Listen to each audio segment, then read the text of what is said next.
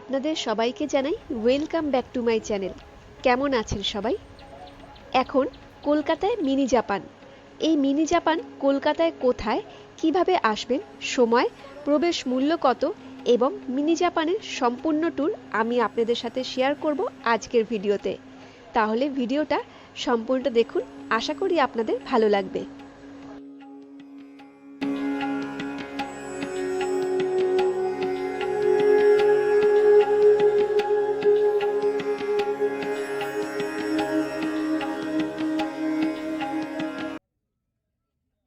কলকাতায় এই mini Japan হচ্ছে জাপানিজ ফরেস্ট, আর এটি রয়েছে ইকো পার্কে। জাপানিজ ফরেস্টের প্রবেশদ্বারের সামনে রয়েছে 4টি সিংহের মতো মূর্তি। এই মূর্তিগুলোকে জাপানি ভাষায় বলা হয় কোমায়ুন, ইংরেজিতে বলা হয় লায়ন ডগ। কথিত আছে জাপানিজ মনেস্ট্রি রক্ষা করার জন্য এই মূর্তিগুলোকে রাখা হয়।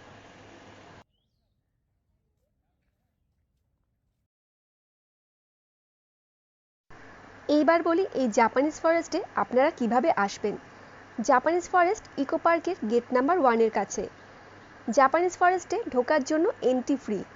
ইকো পার্কে প্রবেশ মূল্য 30 টাকা দিয়ে আসলে এই জাপানিজ ফরেস্ট দেখতে পাবেন সম্পূর্ণ বিনামূল্যে। আমরা এখন ইকো পার্কে প্রবেশ মূল্য দেখিয়ে যাচ্ছি জাপানিজ ফরেস্টের দিকে।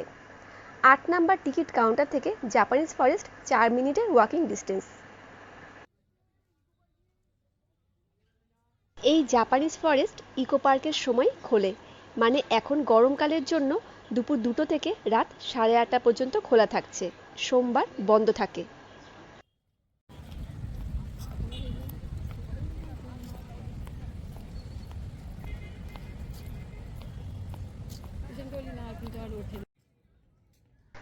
আমরা এখন জাপানিজ ফরেস্টের সামনে। ডান দিকে 8 নাম্বার টিকিট কাউন্টার গেট দিয়ে আমরা আসলাম। এই জাপানিজ ফরেস্টে কি কি আছে ভেতরে গিয়ে আপনাদের সাথে শেয়ার করব। তাহলে চলুন জাপানিজ ফরেস্ট ঘুরে দেখি ভেতরটা কেমন।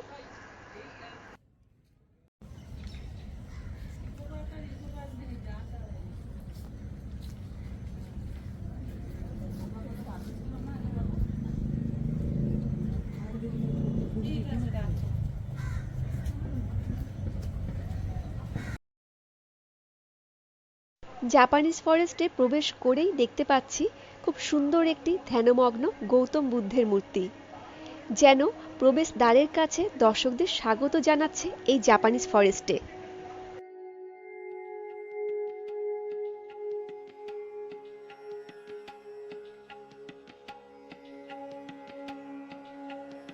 এই জাপানিজ ফরেস্টে এন্ট্রি গেট দিয়ে প্রবেশ করে প্রথমে দেখলাম বুদ্ধদেবের একটি মূর্তি। এই বুদ্ধদেবের বাদিক দিয়ে এন্ট্রি জাপানিজ ফরেস্টে। এখন আমরা সেই রাস্তা দিয়ে যাচ্ছি।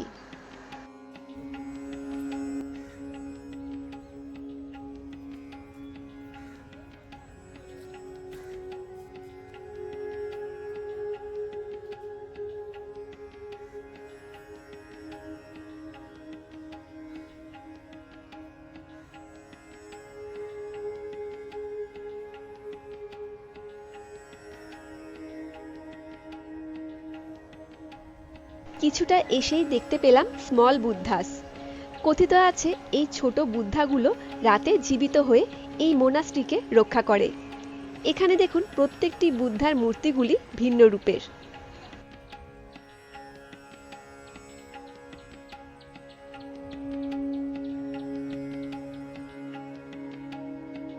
এখানে আছে একটি গোলকধাঁধার মতো, একে ল্যাবারেন্থিন বলা হয়।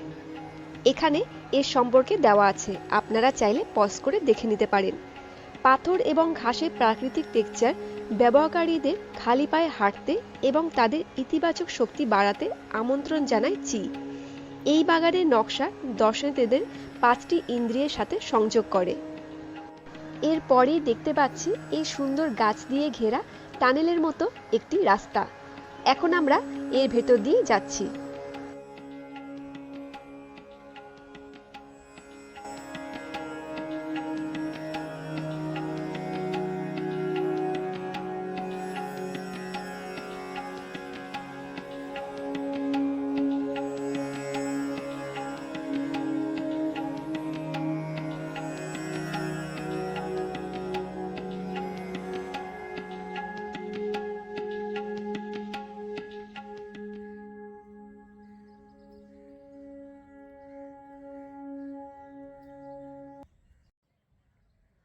কিছুটা এসে এবার দেখতে পাচ্ছি জিগজ্যাগ ব্রিজ।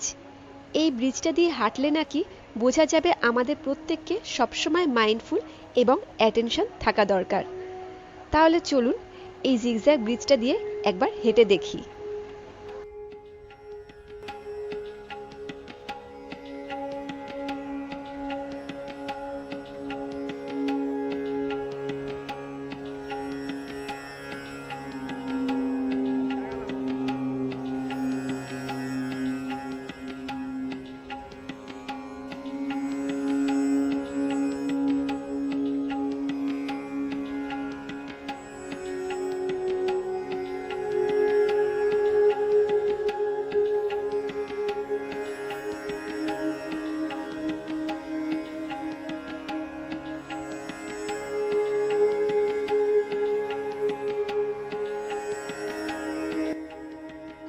জাপানিজ ফরেস্টের প্রধান আকর্ষণ হলো মোনাস্ট্রি।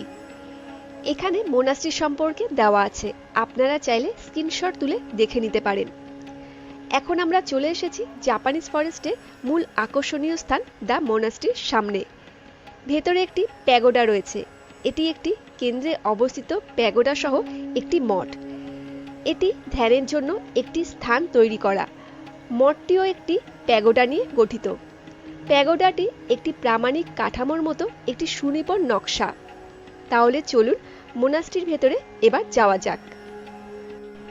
মোনাস্ট্রির ভেতরে প্রবেশ করে বাঁদিকে এখানে রয়েছে প্রেয়ার হুইল। এই প্রেয়ার হুইলগুলো হাত দিয়ে ঘুরিয়ে লর্ড বুদ্ধার কাছে প্রে করা হয়। প্রেয়ার হুইল জাপানিজ টেম্পল এবং সব মোনাস্ট্রিতেই দেখতে পাওয়া যায়। এই হলো প্যাগোডা। এর ভেতরে রয়েছেন লর্ড বুদ্ধার মূর্তি।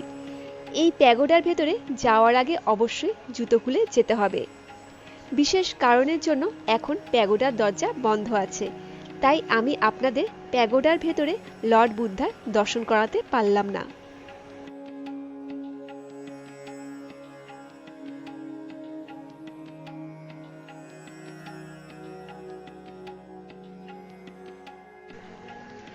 সম্পূর্ণ জাপানিজ ফরেস্ট দিনের থেকে রাতের আলোতে বেশি সুন্দর লাগে, তাই আমি আপনাদের সাথে দুটোই ভিউ শেয়ার করব। আপনাদের কোন সময়ের ভিউটা বেশি সুন্দর লাগলো আমাকে কমেন্টে অবশ্যই জানাবেন। মোনাস্ট্রি দেখে আমরা চলে আসলাম সিরিজ অফ তোরির সামনে। এখানে লেখা আছে এই তোরি সিরিজের মধ্য দিয়ে শান্তভাবে হাঁটলে, নিজের পদক্ষেপগুলি গণনা করলে এটি নিজের অন্তরের আত্মার সাথে সংযুক্ত অনুভব করবে। আমরা এখন যাচ্ছি তোরি সিরিজের মধ্য দিয়ে। টোটাল এখানে কটা তোরি আমার সাথে আপনারাও কাউন্ট করলেন কমেন্টে কিন্তু অবশ্যই জানাবেন।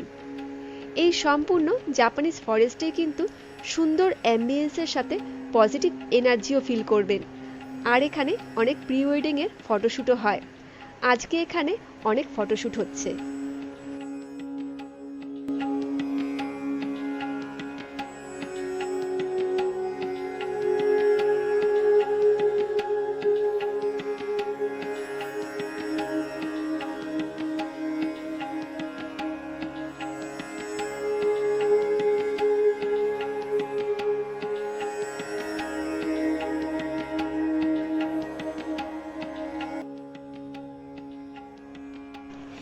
এই জায়গাটির নাম হলো demigod, wish fountain with Japanese demigod, the god of forest. এখানে বিশ্বাস করা হয় আপনি এখানে কিছু উইশ করলে সেটা সত্যি হবে।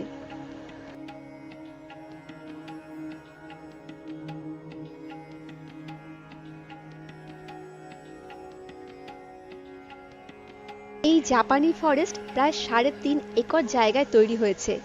এর পেছনে রয়েছে ইন্টারেস্টিং একটি ঘটনা। প্রসঙ্গত সাইট এলাকায় উন্নয়ন কাজের সময় এক শ্রমিক বুদ্ধের একটি পুরনো ভাস্কর্য দেখতে পান। ফলস্বরূপ জাপানি ফরেস্টে মনেস্ট্রির থিম নিয়ে জাপানি ফরেস্ট বিকাশের সিদ্ধান্ত নেওয়া হয়েছিল। এই পন্ডটি জলে জাপানি বাগানের একটি গুরুত্বপূর্ণ অংশ। একটি অর্ধবৃত্তাকার সেতু দিয়ে একটি কেন্দ্রীয় পুকুর তৈরি করা হয়েছে।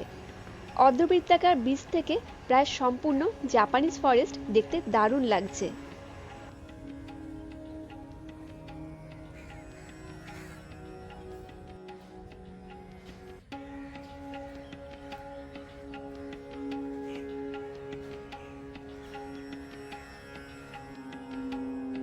আমরা এখন চলে এসেছি মুন গেট।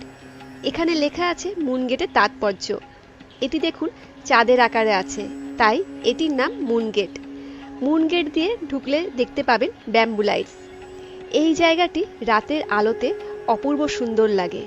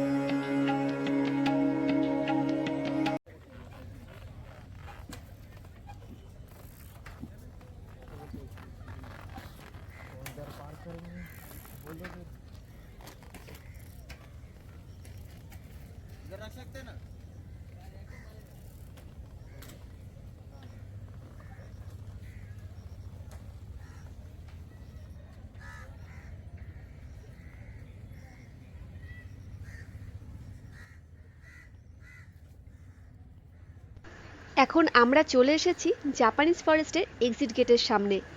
এক্সিট গেটের সামনে এখানে আছে একটি জাপানিজ রেস্টুরেন্ট। এখানে পাবেন সমস্ত জাপানিজ ফুড এবং এক্সিট গেটের বাঁদিকে আছে ব্যাম্বু চাইম। এটি পুরো বাঁশ দিয়ে তৈরি ব্যাম্বু চাইম। এখানে লেখা আছে উইন্ড চাইমস একটি খুব জনপ্রিয় ফেংশুই নিরাময়। বাঁশের ঝনঝনানির মধ্য দিয়ে হাঁটলে ইতিবাচক শক্তি উন্নত হবে। আমি বলেছিলাম জাপানিজ ফরেস্টের 2 সময়ের ভিউ আপনাদের সাথে শেয়ার করব। এখন রাতের আলোতে জাপানিজ ফরেস্ট দেখতে কেমন লাগছে চলুন দেখি।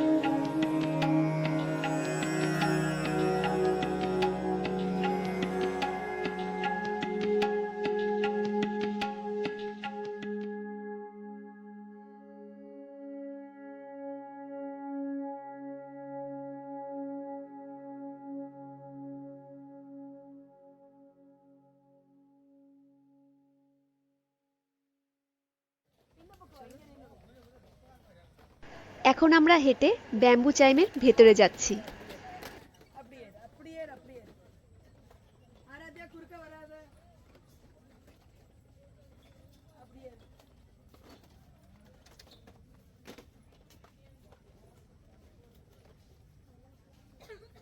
अब विश्व அப்படியே இரு